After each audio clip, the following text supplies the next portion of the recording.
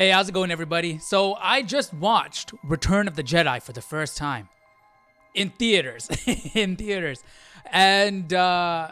was awesome. It was awesome. See, up until this point, the only this is actually sad to say, the only Star Wars movies that I have seen up until this point are the sequel trilogy and Rogue One. That's it. I grew up on the prequels. I've never seen the prequels or the original trilogy in theaters.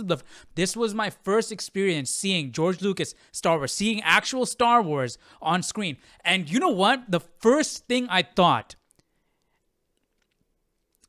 dude, like after the crawl, right? And then we see, Darth Vader come out of the ship and everything. The first thing that I thought was, holy cow, this is Star Wars. You immediately feel it. You immediately feel like this does not... I mean, I already knew it watching the sequel trilogy. Like, well, okay, this does not feel like Star Wars. Clearly, this does not feel like Star Wars, right? But seeing Return...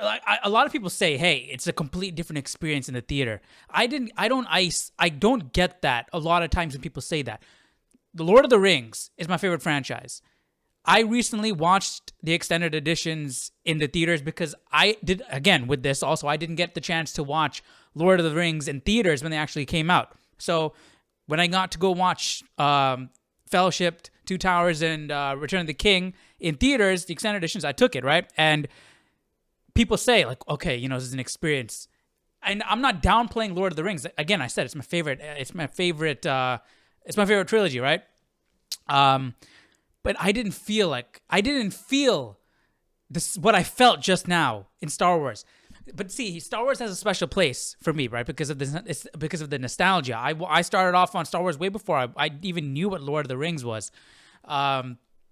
So there's that nostalgia factor also. But dude, like the way it hits, it's like, hey, this is Star Wars, right? This is Star Wars. Lately, I've been watching The Mandalorian. I'm watching, which was season 3 was bad. I've been watching Rebels, which is good. Recently the sequel trilogy came out and everything, so we've been bombarded with trash Star Wars. And I mean, I've watched episodes 1 through 6 since the sequels came out, so it's not like, hey, I haven't seen it in so long, and now that I'm watching Return of the Jedi again, it's like, whoa. But seeing it on the big screen, the tone, the color grading, the music, I mentioned this in my previous video. It's the Star Wars soundtrack is so good. I've been playing Jedi Outcast. They use the Star Wars soundtrack in that game, and it just brings everything together. So hearing the Star Wars soundtrack, the cinematography, did I say cinematography? The cinematography in the movie, like, it feels like Star Wars. You don't get that authentic Star Wars feeling in anything since since Disney has bought in Star Wars, Lucasfilm. The closest would be Jedi Fallen Order. That's the closest, and it's still not near episodes 1 through 6. But that's the closest feeling. Like when I loaded up Jedi. I haven't bought Jedi Survivor. I have a PC, and I heard that game is a complete mess, so I'm gonna wait. But when I load up Jedi Fallen Order, just the music, the menu theme, it feels like I'm playing a Star Wars game from back in the day, and that's cool. But we're here to talk about Return of the Jedi. Another obvious addition to it feeling like Star Wars, to actually feeling like Star Wars, is because there's no, hey, cameos of legacy characters or, Easter eggs, or, you know what I mean? These are the characters. Like seeing C-3PO and R2-D2 walking around, they're the mainline characters. You're actually having the mainline Star Wars characters in Star Wars. You're not getting Luke as a cameo in a show about some nobody Mandalorian, right? I mean, not to downplay season 1 and 2 of The Mandalorian, it's cool, but I mean, this is Star Wars, and it's obvious. Obviously, episodes 1 through 6 is Star Wars. That's it. That's the only canon. But I don't know, just seeing The Return of the Jedi in theaters, it was awesome, dude. I really enjoyed it. It was a fun experience. And it also made me realize that Disney doesn't get the Force. They don't. Obviously, have I seen The Last Jedi and Rise of Skywalker? I should know that by now. Obviously, they don't understand the Force. But what I wanted to mention is with Disney Star Wars, I feel like they use the Force like a superpower. You know, Rey is like trying to pull the ship, and boom, automatically she unlocks the ability, and lightning comes out because she has the bloodline of a Palpatine. Makes absolutely no sense.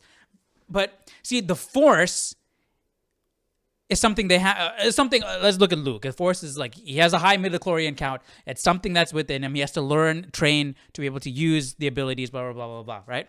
It's like a monk, right? Or even if you want to take it even much more simpler, right? Like a Sherlock Holmes, right? Everybody has the power of discernment. Everybody has the power of awareness to look around and notice things. But you have to train that ability to get to the point where, you know, you're really, really aware of, like, you're a detective. You're like Sherlock Holmes. But the thing is, Sherlock Holmes, just because he's able to do it doesn't mean he unlocks the ability and I can do that all the time. No. Sometimes you're going to miss. Sometimes you're not in the right frame of mind. Sometimes you can't do it. Like when Luke was in Jabba the Hutt's palace. He was like looking around. He saw Lando, and he's like, you know, hey, we're getting the plan in motion here. You know what I mean? And he gets a little bit sidetracked. Not sidetracked. He's focused on something else, and he falls through the floor. You would think, like, okay, Jedis have the Spidey sense, right? They can know what's going on around them, everything. Luke Skywalker should know that there's a trapdoor below him. He should know that there's a rancor below him, because he should be able to feel the presence of the animal underneath and everything and fall. And he should know what's about to happen. But he didn't. He fell. So that just shows that, like, it's a muscle. Sometimes you can use it. Sometimes you use it. Sometimes you don't use it. Sometimes if you don't use it, you're going to lose it. You know what I mean? It's not something like, hey, switch, turn on. I have the ability, and I pull the trigger, and it works. You know, no, it's not like that. It's not like I'm Superman. I got laser vision, and lasers come out of my eyes. It's not like that. That's why George Lucas talked about the Force as like a religion. It's like a connection. It's a relationship. Sometimes a relationship's it flows. Sometimes it doesn't. And sometimes you're focused on it. Sometimes you're not. You get what I'm saying, dude. But it was an awesome experience. If you guys, I recommend it. If you guys haven't seen Star Wars in theaters, like me, go watch Return of the Jedi while it's in theaters. It was awesome. It was fun. Man, I'm talking like this is the first time I'm seeing Star Wars, but I don't know. In a way, it does feel like that. It's like I'm looking at it from a different perspective. I mean, I don't know. I don't know what it is. Seeing it on the big screen was just cool. It was awesome. And also, Return of the Jedi is my favorite of the original trilogy. I should do a ranking of all the Star Wars movies. I think that would be really fun. So anyways, that's it for this video. Let me know your thoughts down below in the comment section. Are you guys going to see Return of the Jedi in theaters? Let me know. And I will see you guys in the next video. Take care. Bye-bye.